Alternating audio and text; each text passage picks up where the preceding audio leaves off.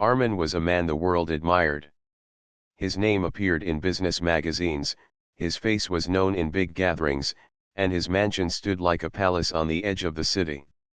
He had everything a man could desire: cars with shining bodies, rare art pieces on his walls, and money that never seemed to end.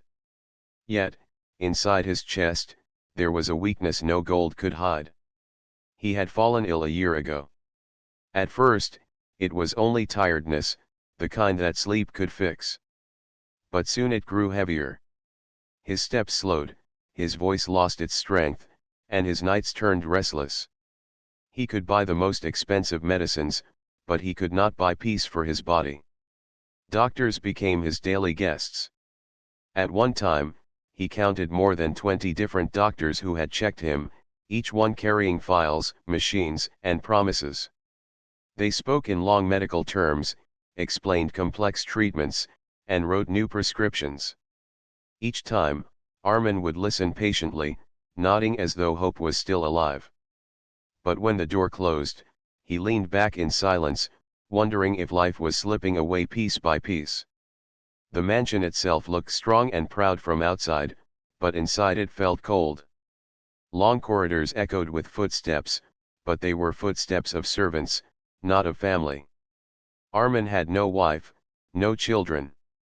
His relatives had drifted away, each busy in their own world. The only people who stayed near were employees, paid to follow his commands. Every morning began the same way. The sound of wheels outside the doctor's car. The careful knock at his study room door. The same questions repeated again and again: "How are you feeling today, Mr. Armin? Did you sleep well? Do you feel any new pain?" And every morning he gave the same replies. He never told them about the real emptiness in his heart. When the doctors left, he sat by the wide glass window of his study. The garden outside bloomed with flowers, yet to him the colors seemed dull. The birds sang, but their song sounded far away. What use were flowers and birds if a man could not enjoy them? Armin remembered a time when he was young, when success had filled his chest with fire. He worked day and night, building his business empire, climbing higher than anyone expected. He ate little, slept less, and thought only about winning. Money had come in rivers. But now, lying weak on a velvet chair, he wondered, had the rivers drowned him instead of feeding him? In the evenings, he forced himself to walk down the marble hall. He greeted the servants, though his voice was faint. They bowed with respect, but none dared to ask about his feelings. Respect was there, but no closeness. One night, as he tried to eat the dinner prepared by his chef, the spoon shook in his hand. The plate was filled with rich food: meat cooked with herbs, rice shining with butter, soup made from expensive spices. Yet Armin could not swallow more than a few bites. The flavors felt heavy, tasteless, empty. He pushed the plate away and whispered to himself, "What is the use of millions, if my body refuses even simple bread?" The mansion grew silent after the servants finished their work. Silence was the hardest medicine. It pressed against his ears, making him feel smaller than his wealth suggested. He often sat with old photographs of his parents, remembering the days when food was simple, laughter was free, and love was plenty. Still, he told himself he must keep trying. Maybe tomorrow's doctor would bring a new cure. Maybe a different medicine would bring strength. He believed this because he had no other choice. Without hope, even weak hope, he feared he would stop living altogether. One morning, Dr. Rian, the most trusted among the many doctors, arrived with a serious face. "Mr. Armin," he said, placing his files on the desk, "your health is not improving. We must increase the strength of the treatment. It will cost more, but it may bring results." Armin nodded slowly. Money had never been a question for him. He could spend millions and never feel the loss. But in his heart, he wondered if money was only buying time instead of health. He agreed to the stronger treatment, though a small voice inside whispered that it might not change anything. That night, Unable to sleep, he walked again to the window. The city lights blinked far away, while the moon hung calm in the sky. He whispered to the night, "If all the doctors cannot heal me, then what will?" In that question lay the secret of his loneliness, though he did not yet know it. He believed healing must come from science, from medicine, from wealth. But soon, someone unexpected would step quietly into his life. Someone without a degree, without riches, without power. Someone whose hands were rough from work, but whose heart carried a kindness no doctor had ever given. For now, Armin remained surrounded by files, medicines, and silence. His life was measured in pills and injections. He did not yet see that real healing was waiting at the simplest corner of his mansion, in the quiet steps of a maid who had just been hired. The next week, a new face entered Armin's mansion. She was not a doctor, not a guest, and not a business partner. She was a maid, sent by the agency to help with the daily cleaning. Her name was Mina. Mina was not like the others who worked there. Most servants walked quickly, their eyes down, their voices soft only when orders were given. But Mina moved quietly and yet with a kind of calmness that filled the rooms. She greeted everyone politely, not just Armin, but even the old gardener, even the cook in the kitchen. She had no fine clothes, no rich perfume, but she carried something far more rare: a natural gentleness. On her very first day, she noticed things others ignored. She saw the dust collecting on the corners of the bookshelves, the tired flowers in a vase, the curtains always closed against sunlight. She noticed how the air in the mansion felt heavy, not because of the walls, but because of silence. That morning, as she carried a tray of clean glasses across the hall, she passed by the study room. The door was slightly open. Inside, Armin was seated at his desk with a doctor standing beside him. She heard the doctor's voice speaking fast, explaining new pills, new injections, new plans. Armin's face remained calm, but his eyes looked far away, like a man listening without believing. Mina quietly lowered her eyes and walked away, but she could not forget what she saw. A man with riches beyond imagination, yet he looked lonelier than the poorest man in her street. Later that afternoon, she entered the dining hall to clean. The long table was still set with plates of untouched food. Bowls of soup had grown cold, bread had hardened, fruit had dried. She asked the cook in a low voice, "Does the master not eat?" The cook sighed and whispered back, "He eats little. Sometimes only a spoon or two. But we must prepare full meals anyway. That is the order." Mina nodded, but inside she felt something stir. She had known hunger in her own home, raising children on simple meals of bread and rice. To see food wasted and a man unable to eat it made her heart heavy. The next day, she found herself near the staircase when Armin slowly came down. His steps were weak, and though his clothes were fine, his face was pale. Many servants bowed and stepped aside, waiting for him to pass. But Mina did something unusual. She smiled gently and said, "Good morning, sir." Armin paused, surprised. Few people greeted him in that simple way. Doctors asked questions, servants followed instructions, but a warm good morning was rare in his world. For a moment, he only nodded, then walked on. Yet as he reached the hall, he realized that the small greeting had stayed with him longer than the doctor's long speech. From that day, Mina continued her work quietly, but she always offered a gentle greeting whenever their paths crossed. She did not speak much, only simple words, but her voice carried sincerity. Slowly, Armin began to notice her presence. One evening, when he was sitting in his armchair by the window, tired from another day of treatment, he saw Mina in the garden through the glass. She was helping the gardener pick up fallen leaves, laughing softly at something the old man said. It struck Armin deeply. He had not heard laughter in his mansion for months. The sound was light, yet it carried life into the silent halls. The following week, while cleaning near the study, Mina saw Armin push away a tray of food untouched again. She hesitated, then softly asked, "Sir, is the food not to your taste?" Armin looked up, surprised at her question. Most servants never ask such things. "It is fine," he replied shortly, "I simply have no hunger." Mina nodded, not pressing further, but her eyes held quiet concern. She remembered her own children refusing food when sick. She remembered how she sat beside them, telling stories, giving them simple soup until they felt better. She thought of doing the same for this lonely man, but she kept the thought in her heart. Armin, however, did not forget her words. That night, as he lay in bed, he recalled the look in Mina's eyes, kind, not pitying, not professional like the doctors. It was the look of someone who truly noticed his suffering. He wondered why that mattered to him so much. Perhaps because for the first time, someone had asked not about his illness, but about his food, his simple human need. Day by day, the mansion began to feel slightly different. Curtains were drawn back, letting sunlight in because Mina believed rooms needed air. The flowers in the vases were replaced with fresh ones she picked from the garden. Even the corners of the hall, where dust had settled for months, now shone clean.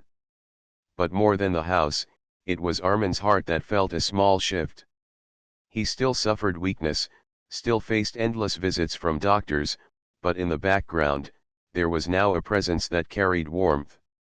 He did not admit it to himself yet, but he found himself waiting for the sound of Mina's steps in the hallway, for her gentle good morning, for her quiet care. He did not know that this maid, with no degree, no wealth, and no promises, would one day succeed where 20 doctors had failed. For now, all he knew was that in a life surrounded by medicines, there had arrived a pair of quiet eyes that seemed to see more than anyone else. The days continued to move slowly in Armin's mansion. Doctors still came and went like a never-ending parade. Each one carried leather bags filled with instruments, shiny machines, and colorful bottles of medicine. They walked in with confidence, but most left with quiet faces when they saw little change in their patient. Armin sat through each visit with patience. He had grown used to the same questions. "Did you sleep better? Any pain in the chest?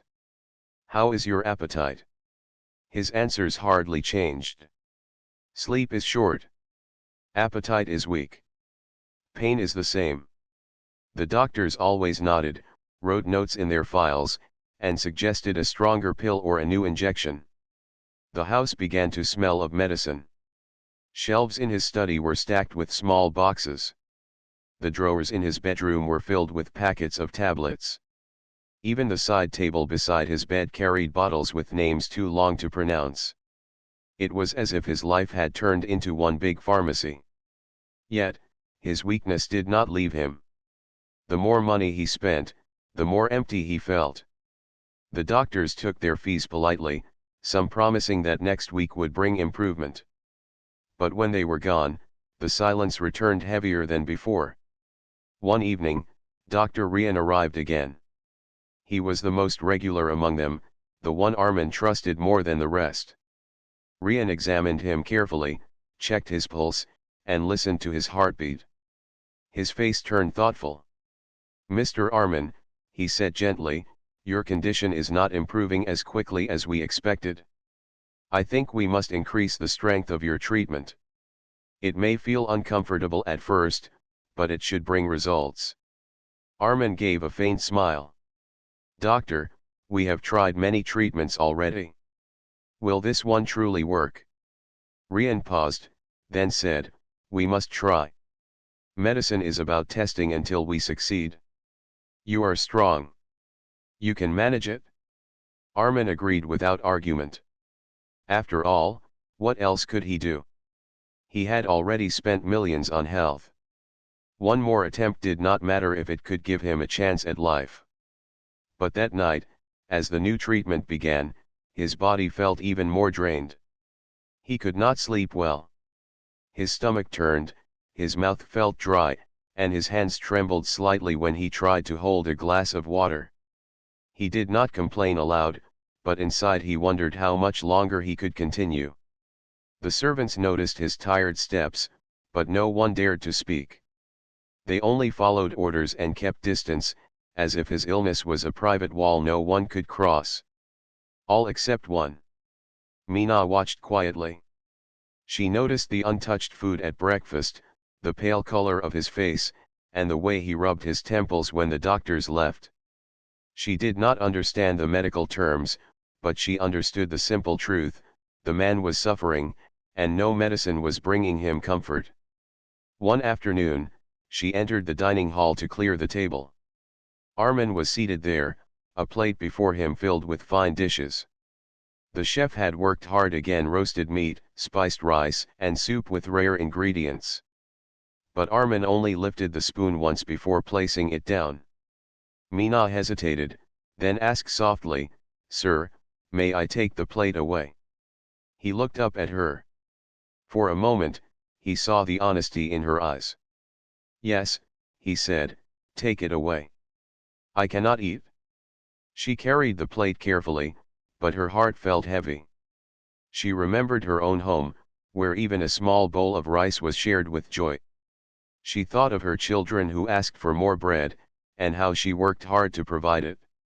Now here was a man surrounded by food, yet unable to eat a single bite. That night, when she returned to her small servant room, she could not sleep. The image of Armin pushing away the plate stayed in her mind. She asked herself silently, why does no one try to feed him something simple? Why do they bring only heavy dishes? She thought of her own simple soup made from vegetables and a little salt, the kind that always brought comfort to her family. The next morning, Armin felt weaker. He sat in the garden for fresh air, but even the sunshine did not bring him joy. The doctors had promised improvement, but all he felt was tiredness. He thought, maybe this is how my life will continue, surrounded by medicines, yet empty inside. Just then, Mina came to water the flowers near the garden path. She did not disturb him, but he noticed how she worked with quiet care, how she touched the plants gently as if they were alive, not objects. It made him wonder, when was the last time someone had touched his life with such gentleness? As he watched, he realized something. The doctors cared for his body, but none cared for his heart. His servants obeyed, but none truly noticed him. Only this maid, with her soft greetings and simple presence, seemed to see beyond his illness. That evening, as he prepared for another restless night, he whispered to himself, medicine is everywhere around me, but comfort is nowhere. Perhaps what I need is not just medicine, but something else, something simpler.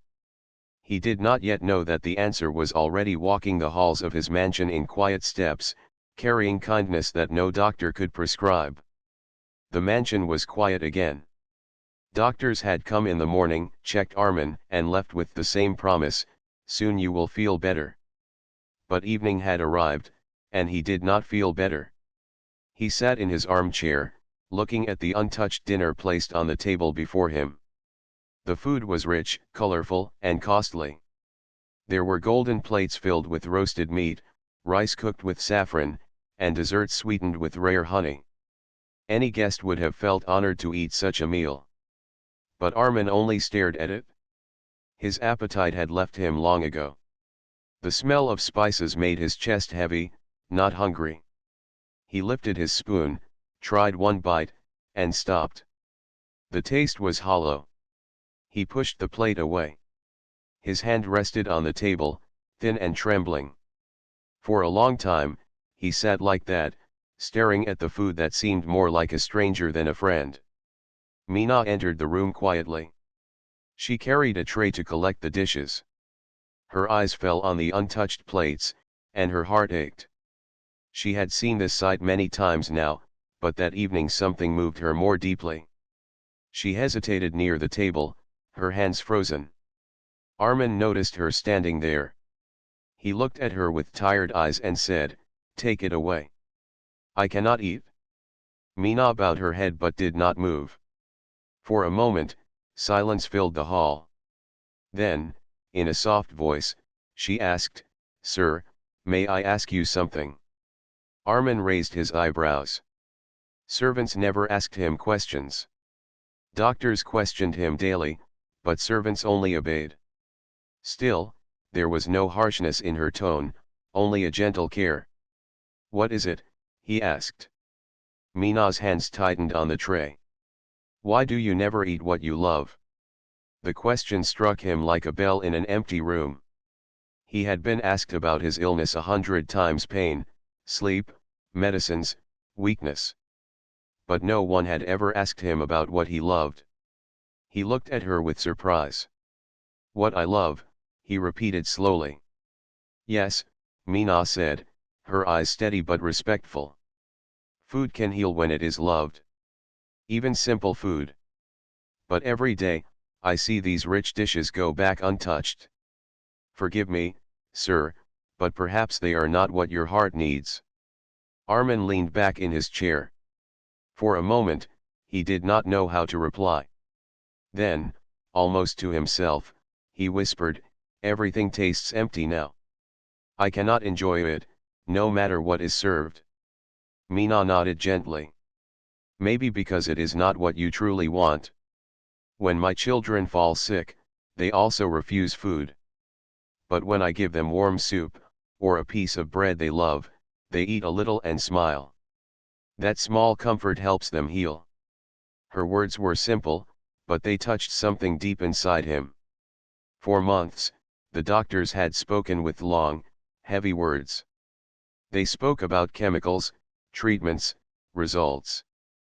But here was a maid, with no books, no degree, saying something that felt true in its simplicity. Armin's lips curved into the smallest smile. "You speak as if you are a doctor," he said quietly. Mina lowered her eyes. "I am not, sir. I only know the language of a home. I only know that when a person is cared for, the body listens." For the first time in a long while, Armin felt like someone was speaking to him, not to his illness. He nodded slowly. "Perhaps you are right. Perhaps I have forgotten the taste of simple things." That night, as Mina cleared the plates, she carried with her a quiet decision. She would not let this man sink further into weakness without trying what she knew best: simple care. Armin remained seated long after she left. Her question echoed in his mind, "Why do you never eat what you love?" He realized he could not even answer it. He had spent years eating only what chefs prepared, only what others placed before him. He had not thought of what he wanted. He thought of his childhood. He remembered sitting in a small house with his parents, eating warm bread with butter, sipping plain soup, laughing as rain tapped on the roof. The memory was so clear it almost brought tears to his eyes. He whispered to himself, "Perhaps that was the last time food truly gave me comfort." As he went to bed, he felt weaker still, but something in his heart felt lighter. Someone had finally looked past the medicine bottles and asked about his simple human need. The doctors had failed to bring back his hunger, but one maid's question had planted a seed. A seed of memory, a seed of possibility. The mansion was quiet as always, but inside Armin's heart, the silence had been touched. He did not know yet that this small question would open the path to his true healing. The next morning, Armin woke up with the same tiredness that had become his companion. His body was weak, his steps were slow, and his heart was heavy. Yet, his mind kept returning to the question Mina had asked, "Why do you never eat what you love?" It was such a simple question, yet it kept echoing like a gentle reminder. When he entered the dining hall, he expected the usual scene: grand dishes, shiny plates, and food that looked beautiful but felt empty. But something was different that morning. On the table, instead of heavy platters, there was a small bowl of steaming soup and a piece of soft bread placed beside it. Armin frowned slightly. "What is this?" he asked the servant who stood nearby. Before the servant could answer, Mina entered the room carrying a tray. She bowed respectfully and said, "Sir, I made this myself. It is simple, but it is what I give my children when they feel weak." If you will allow, please try a little. Armin looked at her, surprised. No one had ever dared to bring food of their own to his table. The chef always prepared dishes of the highest class, and guests praised the meals for their richness. But here was a maid offering him the simplest of foods, bread and soup. He could have refused. He could have told her it was not her place. Yet, something in her eyes stopped him. It was not pride or formality he saw, but quiet sincerity. After a moment, he lifted the spoon and tasted the soup. The flavor was light, soft, and warm. It carried no heavy spices, no rare ingredients, only the gentle taste of comfort. He took another spoonful, then another. For the first time in months, food did not feel like a burden. It felt like care. When he finished half the bowl, he looked up at Mina. His eyes held surprise. It tastes like home," he said softly. Mina smiled gently. "Sometimes, sir, the body listens better to kindness than to richness." From that day, Mina began small acts of care that no doctor had ever tried. She continued her duties in the mansion, cleaning and arranging, but she also watched quietly over her master. When she noticed his hands trembling, she placed a chair nearby so he could rest quickly. When she saw the curtains drawn too long, she opened them to let the sun in. She placed fresh flowers in his study, not for decoration, but to remind him that life still bloomed outside his window. At first, Armin thought these acts were small and unimportant. But slowly, he began to feel their effect. The mansion no longer felt as cold. The air carried freshness, the halls carried warmth. Most importantly, he no longer felt completely alone. One afternoon, Armin sat in the garden. His body was still weak, but his heart was calmer. Mina came with a tray holding a cup of warm milk and a few pieces of fruit. She placed it before him and said softly, "You need not eat much, sir. Even a little is enough, if it is eaten with peace." Armin nodded and took a sip. The milk tasted plain, yet it soothed his throat. He ate a piece of fruit and felt a small strength rise within him. He looked at Mina and said, "You are not a doctor, yet you bring me more comfort than all of them." Mina lowered her head humbly. "I do not heal, sir. I only care. Sometimes that is enough." Her words stayed with him. The doctors treated his illness, but Mina treated his spirit. That difference was becoming clearer each day. One evening, as the sun set and the golden light filled the garden, Armin spoke with her for the first time beyond short answers. He asked, "Mina, where is your family?" She smiled faintly. "They live in a small house in the village. I work here so that my children can study and grow strong. They do not have much, but they have joy.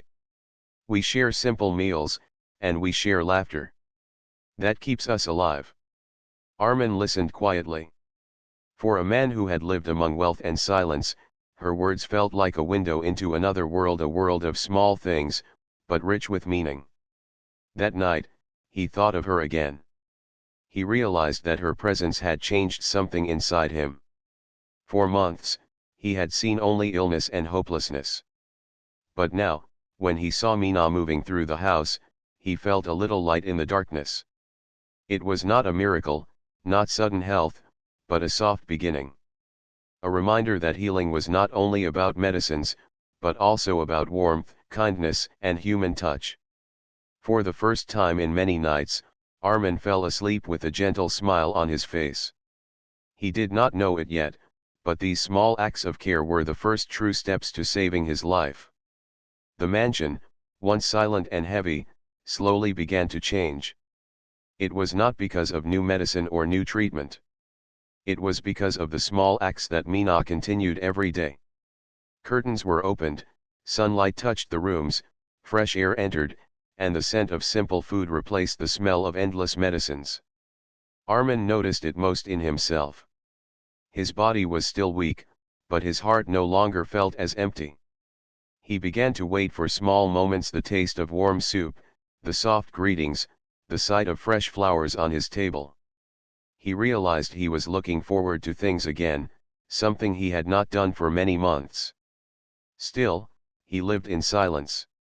Doctors came and went, servants worked quietly, and the evenings remained dull. Mina, however, thought of something different.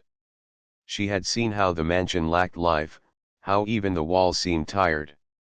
She wished to bring more warmth, not only for Armin but for everyone who worked there. One afternoon, while she was arranging the dining hall, she gathered courage and spoke.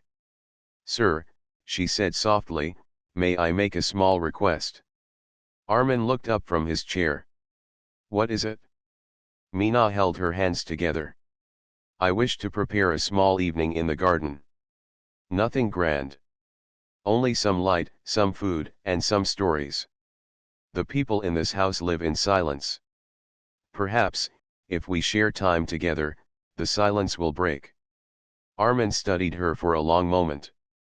No one had ever asked to arrange such a thing. His home had always been a place of formality, not of laughter. Yet, he found himself nodding. "If you believe it will bring joy, then do it." Her eyes lit up with gratitude. "Thank you, sir." The next 2 days, Mina worked with quiet energy. She asked the gardener to help hang simple paper lanterns in the garden. She asked the cook to prepare light meals, not heavy dishes, just bread, fruits, and soup. She made decorations from things already in the house, flowers from the garden, cloths folded into colors, small mats for people to sit. When the evening arrived, the mansion felt different. The garden glowed softly under the lanterns, and the smell of fresh food filled the air. Servants who usually kept distance now gathered together, shy at first but smiling as they saw the simple beauty Mina had created. Armin was brought to the garden in his chair. He looked around with surprise. "This does not feel like my house," he said quietly. Mina smiled. "It feels like home, sir." Slowly, the evening began. The servants shared stories of their lives, small, simple, yet filled with meaning. The gardener spoke of the plants he had cared for, how each flower reminded him of his late wife. The cook shared how he had learned recipes from his grandmother. Even the young helper in the kitchen told a story of how he once chased a goat through his village. Laughter rose, soft at first, then louder. It was not the laughter of grand parties, but of simple hearts finding comfort. Armin listened silently, his eyes moving from one face to another. For so long, he had lived among people who served him but never shared themselves. Now, he was hearing their lives, their joys, their struggles. It touched him deeply. At one moment, the gardener placed a flower crown gently on Armin's head, making everyone laugh softly. Armin himself smiled, truly smiled, after many months. He realized his mansion, filled with treasures and art, had never felt as alive as it did that evening with paper lanterns and shared stories. As the night grew deeper, Mina sat near him. She said quietly, "Sir, your house is large, but what it needed was voices. Stories heal more than silence." Armin looked at her with gentle eyes. "You are right. For months, I believed doctors would heal me. But tonight, I feel lighter than I have in a long time." When the evening ended, the servants returned to their rooms, but the warmth remained in the air. Armin sat under the lanterns for a while, watching the stars above. He thought about what he had just experienced. For the first time in many years, he felt like part of a family. Not a family of blood, but of shared care. He realized that healing was not only about the body, but also about the soul. Before going inside, he turned to Mina and said, "You have given me more tonight than all the doctors combined. They bring medicine, but you bring life." Mina bowed her head humbly. "I only gave what I know, sir. A home is not built with walls, it is built with warmth." That night, when Armin went to bed, he felt something unusual. His body was still weak, but his heart was strong. The sound of laughter and the sight of lanterns stayed in his mind.